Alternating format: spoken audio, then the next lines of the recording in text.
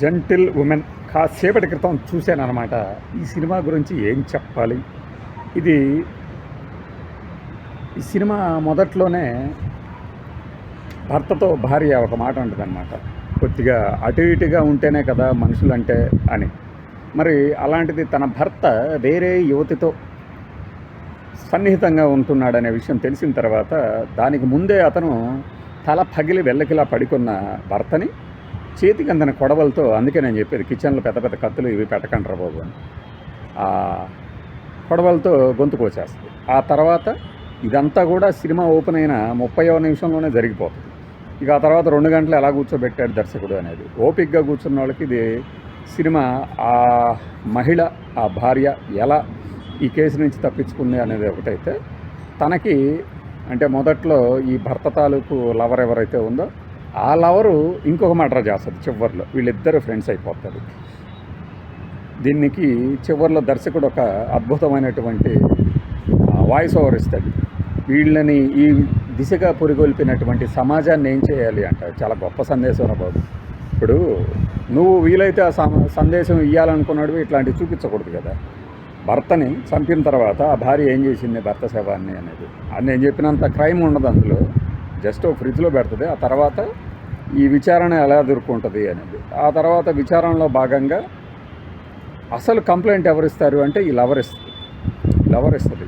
తన లవర్ కనబట్టలేదని ఈ భర్త ఇంటికి వచ్చి మరి అయితే అప్పటికే ఈమె గురించి తెలుసుకుంటుంది ఈ యువతి. తెలుసుకుని ఏం చేస్తుందంటే, నా భర్త ఊరెళ్ళిన సమయంలో నాకు ఫోన్ చేయడు ఆఫీస్ పని మీద వెళ్ళినప్పుడు, కాబట్టి నాకు ఏ కంగారు లేదు అన్నట్టు. ఈ అమ్మాయి వెళ్ళి పోలీస్ స్టేషన్లో కంప్లైంట్ ఇస్తుంది. డైరెక్ట్గా చెప్పదు తాను అతను లవర్ అని. ఎల్ఐసి పాలసీ కోసం చేస్తుంటాడు కదా, నాకు డబ్బులు తీసుకున్నాడు పాలసీ కోసం అని చెప్పేసి, కనబడట్లేదు అని. కొన్ని డబ్బులు తీసుకొని పారిపోయాడా అంటే ఆ టైపు కాదని చెప్తుంది. ఆ తర్వాత క్రమంలో అతని ఫోను ఈ భార్యే అతని కారులోనే పెట్టి పోలీసులు దొరికేటట్టు చేసి వీళ్ళిద్దరి అక్రమ సంబంధం గురించి బయట తెలిసేలా చేస్తుంది. మొదటి సీన్లలో భర్త ఎంత అద్భుతంగా ఈమెను ప్రేమిస్తున్నట్టు నటిస్తాడు. ఆ తర్వాత తనను మోసపోయాను అని తెలుసుకున్న భార్య ఆ క్షణంలో గొంతు కోస్తుంది. ఆ తర్వాత మళ్ళీ ప్రతిదీ పెద్దగా ఊహించుకొని మనం ఇలా ఉన్నాము అని చెల్లెలతో చెప్తుంది. ఈ చెల్లెల క్యారెక్టర్ ఎవరంటే, తన భర్త ఊరెళ్తున్నప్పుడు ఆ సమయంలో వస్తుంది చెల్లెల క్యారెక్టర్, భార్య తాలూకు చెల్లెల క్యారెక్టర్. వచ్చి ఏం చేస్తుందంటే, ఇంట్లో ఇంటర్వ్యూ కోసం అని చెప్పేసి వచ్చాను కదా అని చెప్పి ఉంటే, ఇతగాడు కారు పాడైపోయిందని అబద్ధం చెప్పేసి వచ్చి కిచెన్లో ఉన్న ఈ అమ్మాయిని ఏదో చేద్దామని వస్తుంది. ఆ క్రమంలో వేడి నీళ్లు మరిగేస్తూ వెనక్గా వచ్చిన ఇతన్ని చూడక ఇలా అంటుంది. వాడి మొహం గాలిపోయి వెనక గచ్చు తగిలి స్పృహ తప్పి పడిపోతాడు. వాడికి శిక్ష అన్నమాట అది. ఆ శిక్ష తర్వాత అసలైన శిక్ష భార్య వస్తుంది వచ్చి. ఏంటి, ఇతని ఫోను రింగ్ అయినప్పుడు ఎత్తినప్పుడు అవతల తాలూకు లవర్ చెప్తుంది ఫోన్లో, ఇలా నీకోసం వెయిట్ చేస్తున్నా ఇంకా రాలేదని. అప్పుడు గొంతుకు వస్తుంది అనమాట. ఇది కథ తాలూకు ఓపెనింగ్. అయితే మీకు నేను చెప్పిందే బాగుంటుంది. ఈ సినిమాలో ఇంకా చాలా బోర్ కొడుతుంది కూడా. రామ్ గోపాల్ వర్మ గారు చాలా చెప్తూ ఉంటుంది.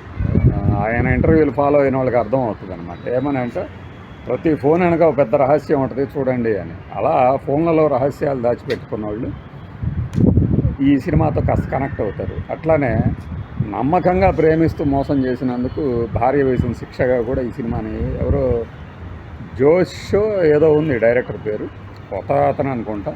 మలయాళ సినిమాల పరంపరలో వరుసగా వస్తున్నటువంటి సినిమాల పరంపరలో ఇది కూడా ఒకటి. అయితే ప్రతి దాంట్లో ఏంటంటే హత్య నేపథ్యంగా హత్యను ఎలాగా కప్పిపుచ్చారు, లేదంటే హత్య కారణాలు ఏంటి, ఇలాంటివే తీస్తున్నప్పుడు కొద్దిగా మనకి బోరు కొడుతుంది కదా.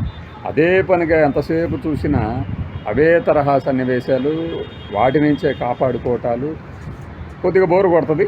అయినా సరే అందులో ఏంటంటే గమనించండి, ప్రతిదీ నిజం కాదు, వాస్తవం కాదు. మంచి చెప్పినా మంచి చూపినా ప్రతి మనిషిలో చెడు ఉంటుంది. దానిని యాక్సెప్ట్ చేయాలా, ఆ క్షణంలో ఆవేశంలో తీసుకున్న నిర్ణయానికి వీళ్ళు ఎలా బలవుతారు, దాని నుంచి బయటపడటానికి ఏం చేస్తారు. ఇది సినిమా కాబట్టి వాళ్ళు తప్పించుకుంటారు సినిమా ఎండింగ్ వరకు. కానీ అసలంటూ నేరం చేస్తే పోలీసులకు దొరకకుండా తప్పించుకోవటం అసాధ్యం. బాయ్.